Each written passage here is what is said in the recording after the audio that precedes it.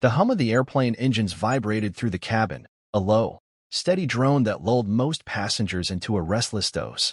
Lila sat rigid in her economy seat, her arms aching from cradling her 6-month-old daughter, Mia, who squirmed against her chest. The recycled air felt too thin, too cold, and the fluorescent lights overhead buzzed faintly, casting a sterile glow over the rows of strangers. Lila's threadbare sweater did little to shield her from the chill, and Mia's tiny blanket was barely enough to keep her warm. At 22, Lila felt the weight of the world pressing against her ribs, heavier than the baby in her arms. She hadn't slept properly in days, not since she'd scraped together every cent she had for this one-way ticket from Chicago to New York, chasing a job that might, just might, keep them from the shelter again. The man next to her was a stark contrast to her frayed existence. He wore a tailored navy suit, crisp even after hours in the air, and his polished watch glinted under the cabin lights. He was older, maybe late 30s, with sharp features softened by tired eyes that flicked between his laptop and the window. His name, she'd overheard from the flight attendant, was Ethan Caldwell. The name rang faintly familiar, like something she'd skimmed in a headline, but her mind was too foggy to place it. He hadn't spoken to her since boarding, just offered a polite nod when she'd apologized for Mia's fussing. Now he typed rapidly, his fingers moving with purpose, oblivious to the world around him. Lila shifted, trying to ease the cramp in her arm without waking Mia. The baby had finally settled, her tiny breaths puffing against Lila's collarbone. But the exhaustion was winning, pulling at Lila's eyelids like heavy curtains. She fought it, knowing Mia could wake any second, demanding a bottle she couldn't afford to replace if it spilled. Her backpack, stuffed under the seat, held everything they owned: a few diapers, a change of clothes, and a crumpled resume that felt more like a plea than a promise. The job interview in New York was her last shot, a receptionist position at a small publishing house. It wasn't much, but it was something. A lifeline. Her head dipped, just for a moment, and the world blurred. She jerked upright, heart racing, only to realize Mia was still asleep, her tiny fist curled against Lila's chest. But the motion caught Ethan's eye. He glanced over, his fingers pausing on the keyboard. "You okay?" His voice was low, careful not to disturb the baby. Lila flushed, embarrassed to be noticed. "Yeah, sorry. Just tired." He nodded, his gaze lingering on Mia's peaceful face before returning to his screen. Lila assumed that was the end of it. People like him, polished, important, didn't linger on people like her. She was invisible, just another face in the crowd, a single mom with nothing but desperation and a baby to her name. But the exhaustion was relentless. Her vision swam again, and this time, she couldn't fight it. Her head tilted, her body sagging against the armrest, and then, nothing. Ethan Caldwell wasn't a man who noticed much outside his own orbit. As CEO of Caldwell Enterprises, his days were a blur of boardrooms, stock reports, and the occasional crisis that demanded his immediate attention. This flight was no different. He was halfway through a merger proposal that could make or break his company's expansion into Europe when he felt a soft weight against his shoulder. He froze, glancing sideways. The girl, Lila, he thought, recalling the name on her boarding pass, had fallen asleep, her head resting awkwardly against him. Her baby, nestled in her arms, was still, her tiny mouth slightly open. Ethan's first instinct was to shift away, to reclaim his space, but something stopped him.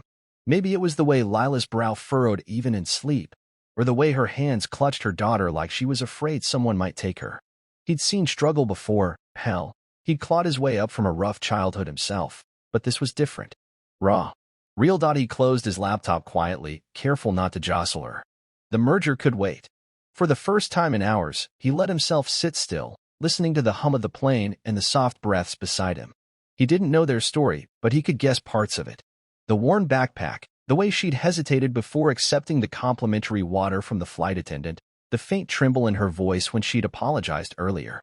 Life hadn't been kind to her. An hour passed, maybe more. The cabin lights dimmed for the overnight leg, and Ethan found himself watching the stars through the window, his shoulder growing stiff but unmoving. He didn't want to wake her.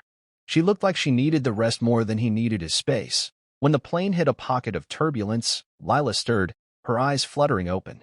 She blinked, disoriented, then froze as she realized where her head was.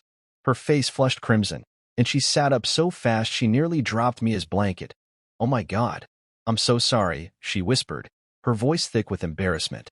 "I didn't mean to." "It's fine," Ethan said, his tone softer than he intended. "You needed it." Lila's mouth opened, then closed, like she wasn't sure how to respond to kindness. She adjusted Mia, who was starting to fuss, and rummaged in her backpack for a bottle. Her hand shook slightly, and Ethan noticed the bottle was nearly empty. She tipped it carefully, coaxing a few drops into Mia's mouth, but the baby's cries grew louder. "Here," Ethan said, reaching into his briefcase. He pulled out a small pack of almond milk he'd grabbed at the airport, unopened. "It's not formula, but it's sealed. Might help." Lila stared at the carton, then at him, her eyes wide with suspicion and something else, gratitude. "Maybe, but guarded." "You don't have to." "I know I don't." He held it out, insistent but not pushy.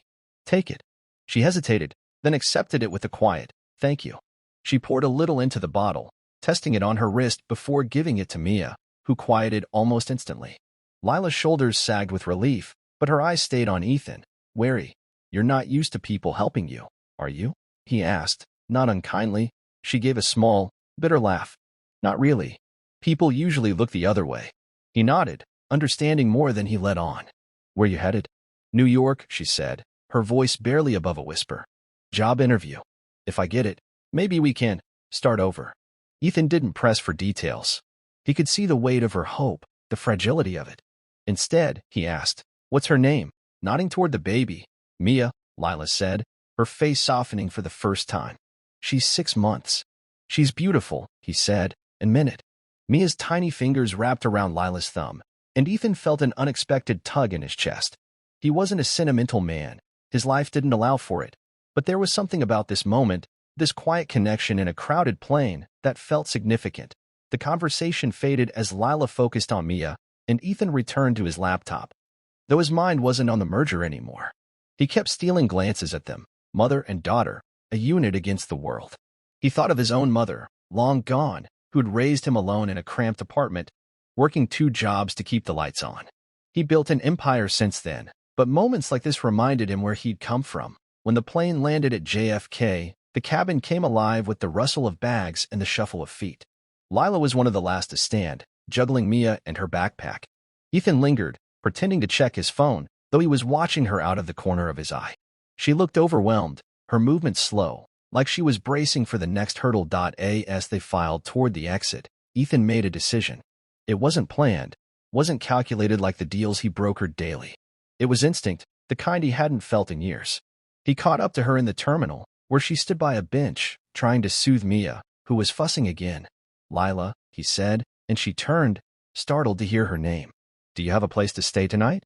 Her expression tightened, defensive. "We'll be fine." "I'm sure you will," he said, keeping his tone even. "But I know New York. It's not an easy city, especially with a baby. I have a contact at a hotel near Midtown, clean, safe, affordable. I can call ahead, make sure they have a room for you." Lila's eyes narrowed, searching for the catch. "Why would you do that?" He shrugged, trying to keep it light. "Because I can. And because I've been where you are, well, close enough." She didn't respond right away, and he didn't push. Finally, she nodded, just once, her voice barely audible. "Okay. Thank you." He made the call as they walked, arranging a room at a modest but decent hotel. He gave her the address and a contact name, then slipped her a business card. "If you need anything, job leads, whatever, call me. No strings." She took the card, her fingers brushing his, and he saw the flicker of trust in her eyes, fragile but there. "I don't know how to repay you," she said. "You don't have to," he replied. "Just take care of her." He nodded at Mia, who was chewing on her blanket, oblivious to the world. Lila gave him a small, genuine smile, the first he'd seen from her. Then she turned and disappeared into the crowd, her backpack slung over one shoulder, Mia cradled against the other. The next morning, Ethan sat in his Manhattan office, the city sprawling beyond his floor-to-ceiling windows. The merger was back on track, his inbox overflowing, but his mind kept drifting to the plane, to Lila and Mia. He'd done what he could, more than he usually did for strangers, but it didn't feel like enough. Not when he knew how easily the world could crush someone like her. His assistant buzzed him. "Mr. Caldwell, there's a call from a Lila Monroe. She says it's urgent." Ethan's heart skipped, though he couldn't say why. He picked up the phone. "Lila? Everything okay?" Her voice was shaky but determined. "Mr. Caldwell, I got the job. The interview was this morning, and they offered it to me on the spot. I start next week." "That's great," he said, a grin spreading across his face. "Congratulations." "There's more," she said, hesitating. I didn't call just to say that. Mia's sick. She's been running a fever since we got to the hotel, and I don't have insurance yet. I know it's a lot to ask, but you said to call if I needed anything, and where are you? He cut in, already grabbing his coat. She gave him the hotel address, and within 20 minutes, he was there. Lila looked worse than she had on the plane, her eyes red-rimmed, Mia listless in her arms. Ethan didn't hesitate. He drove them to a private clinic he knew, one that didn't ask too many questions about insurance. The doctor diagnosed Mia with a mild infection, treatable with antibiotics, and Ethan covered the bill without a word. Lila was silent as they left the clinic, Mia dozing against her shoulder. Finally, she spoke, her voice thick with emotion. I don't understand why you're doing this. You don't even know me. Ethan looked at her, at the way she held Mia like she was her entire world.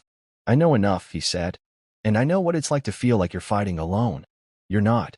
Not today. Tears welled in her eyes, but she blinked them back. Thank you, she whispered, and this time, it wasn't guarded. It was real. Over the next few weeks, Ethan kept in touch. He didn't crowd her, didn't want to overstep, but he made sure she had what she needed: a pediatrician's contact, a lead on affordable daycare, a friend at the publishing house who could mentor her. Lila, in turn, started to open up. She told him about her past, growing up in foster care, getting pregnant at 20, Mia's father walking out before she was born. She was tough, but not hardened, and Ethan admired that more than he could say. One evening, he invited her to a company gala, not as a date but as a chance to network. Lila hesitated but showed up, Mia in a stroller, wearing a simple dress she'd borrowed from a coworker.